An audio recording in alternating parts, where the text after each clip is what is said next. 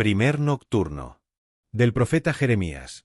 Pasmaos, cielos, de esto y horrorizaos, estupefactos, sobremanera, oráculo de Yahvé. Pues un doble mal ha cometido mi pueblo, dejarme a mí, la fuente de aguas vivas, para excavarse cisternas agrietadas, incapaces de retener el agua. ¿Es por ventura Israel un siervo nacido en casa? ¿Cómo, pues, ha venido a ser presa? Cachorros de león rugieron sobre él, dieron su rugido. Han hecho de su tierra un desierto, han quemado y despoblado sus ciudades. Hasta los habitantes de Memphis y de Tafnis te quebrantaron la coronilla. ¿Todo esto no lo ha traído sobre ti el haberte apartado de Yahvé, tu Dios? ¿Y ahora qué es lo que buscas camino de Egipto? ¿Beber las aguas del Sihor? ¿Y qué es lo que buscas camino de Asiria? ¿Beber las aguas del río? Sirvante de castigo tus perversidades, y de escarmiento tus apostasías. Reconoce y advierte cuán malo y amargo es apartarte de Yahvé, tu Dios, y no poseer mi temor, oráculo del Señor, Dios de los ejércitos. Porque desde antiguo quebrantaste tu yugo, rompiste tus coyundas y dijiste, no serviré, pues sobre todo collado alto y bajo todo árbol frondoso te acostaste y prostituiste. Y yo te planté de vid generosa, toda ella de legítimos plantones. ¿Cómo, pues, te me has convertido en sarmientos degenerados de vid ajena? Aunque te laves con nitro, por mucha lejía que emplees, permanecerá marcada tu iniquidad ante mí, oráculo del Señor Dios. ¿Por qué pretendéis litigar conmigo? Todos os habéis rebelado contra mí, oráculo de Yahvé. En vano os he castigado, vuestros hijos no aceptaron la corrección, la espada ha devorado a vuestros profetas como león devastador. Oídlos de esta generación la palabra de Yahvé, ¿por ventura soy yo para Israel un desierto o una tierra tenebrosa? ¿Por qué dice mi pueblo, somos libres, no iremos más en pos de ti?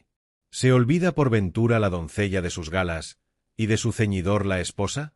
Pues mi pueblo se ha olvidado de mí ya desde día sin cuento. Segundo nocturno. Sermón de San León, Papa, en la festividad de la Pasión del Señor, tan deseada por nosotros y tan necesaria a todo el mundo, con los goces espirituales que nos comunica, no podemos permanecer en silencio. Es difícil hablar digna y convenientemente muchas veces sobre una misma solemnidad, pero el sacerdote debe predicar a los fieles, tan gran misterio de la divina misericordia. Materia tan inefable proporciona recursos para hablar, y nunca es suficiente lo que se diga, porque nunca se agotará el asunto que se trata. Humíllese la debilidad humana ante la gloria de Dios, y confiese que es siempre insuficiente para exponer las obras de su misericordia. Esfuércese nuestra inteligencia, permanezca en suspenso nuestro espíritu, y deficiente nuestra expresión. Tan pequeñas son nuestras ideas más elevadas acerca de la majestad del Señor. Al decir el profeta, buscad al Señor y esforzaos, buscad siempre su rostro. Nadie presuma haber hallado todo lo que busca, no sea que deje de acercarse a él si deja de encaminarse hacia él. Entre todas las obras de Dios ante las que desfallece la admiración humana, ¿hay otra que conmueva nuestro espíritu y sea superior a las fuerzas de la inteligencia como la pasión del Salvador? Para librar al linaje humano de la esclavitud de la mortal prevaricación, ocultó la potencia de su majestad al furor del diablo, y no le opuso más que la flaqueza de nuestra debilidad. Si aquel enemigo cruel y soberbio hubiese conocido el designio de la misericordia de Dios, habría inspirado sentimientos de mansedumbre en los judíos antes que odios injustos, a fin de no perder el dominio de sus esclavos, persiguiendo la libertad de aquel que nada le debía. Su malignidad le engañó, infirió al Hijo de Dios un suplicio que redundaría en remedio de los hombres. Derramó la sangre inocente, que sería la reconciliación del mundo y nuestra bebida. El Señor sufrió lo que había elegido según los designios de su voluntad. Se puso en manos de sus enfurecidos enemigos, que, al dejarse arrastrar por su propia maldad, se hicieron servidores del Redentor. Era tanta la ternura de su amor en favor de los que le crucificaban, que estando en la cruz suplicaba a su Padre que los perdonase. Tercer nocturno. Del Santo Evangelio según San Mateo. Cuando se acercaban a Jerusalén y llegaron a Betfagé, junto al monte de los Olivos, Jesús envió a 2 discípulos, diciéndoles, «Id a la aldea que tenéis enfrente y encontraréis enseguida una borrica atada con su pollino, desatadlos y traédmelos. Si alguien os dice algo, respondedle que el Señor los necesita y los devolverá enseguida». Esto sucedió para que se cumpliese lo dicho por medio del profeta, «Decid a la hija de Sión, mira, tu rey viene a ti, humilde y montado en una borrica, en un pollino, cría de acémila». Los discípulos fueron e hicieron lo que Jesús les había mandado, trajeron la borrica y el pollino, pusieron encima sus mantos y él montó. La multitud, que era muy numerosa, alfombró el camino con sus mantos, otros cortaban ramas de árboles y alfombraban el camino. Y la gente que iba delante y los que iban detrás gritaban, «Hosanna al Hijo de David! Bendito el que viene en nombre del Señor. Hosanna en las alturas. Laus tibi, Christe». Homilía de San Ambrosio, obispo. Sube al templo tras dejar a los judíos, aquel Señor que debía habitar en los corazones de los gentiles.